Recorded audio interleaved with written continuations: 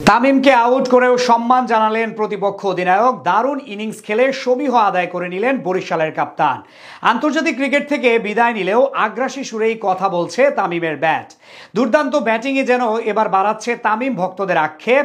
ঢাকা ক্যাপিটালসকে এদিন একরকম বিদায় জানিয়েই পয়েন্ট টেবিলে এক ধাপ আগালো বরিশাল। রংপুরের বিপক্ষে হারের স্মৃতি মলিন করা তামিমের সমীহ জাগানিয়া ব্যাটিং নিয়ে বিস্তারিত থাকছে রিপোর্টে।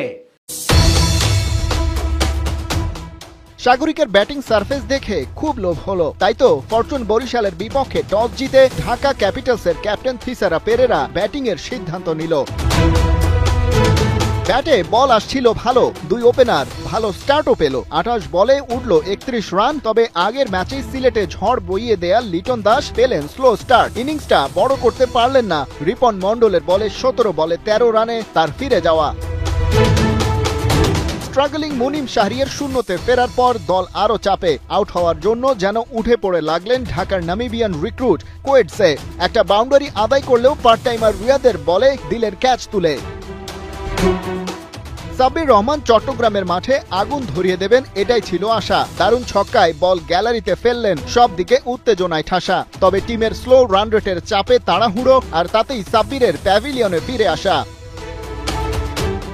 একপাশে হাল ধরে রাখা তানজিদ সঙ্গী কে হবেন তাই যেন খুঁজছিলেন। মোসাদ্দেক সৈকত মারলেন দারুণ এক বাউন্ডারি। হতে পারবেন কি ফিনিশিং এর কান্ডারি? কিন্তু হায়, কাভারে যেন বরিশালের ফিল্ডার মালানকে ক্যাচ প্র্যাকটিস করালেন। ভালো সুযোগ পেয়েও সেটা কতটা কাজে লাগালেন।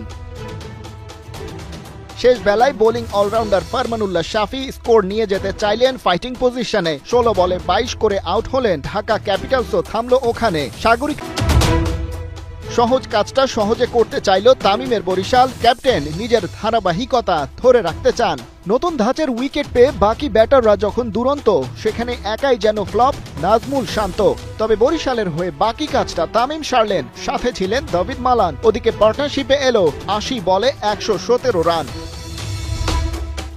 শেষ বেলায় খান সাহেব আউট হলেন বটে, তবে তার আগে 48 বলে 61 তার ব্যাটে। ম্যাচ শেষে মালানের নামের পাশে অপরাজিত 49 run. 13তে not out Jahandad Khan.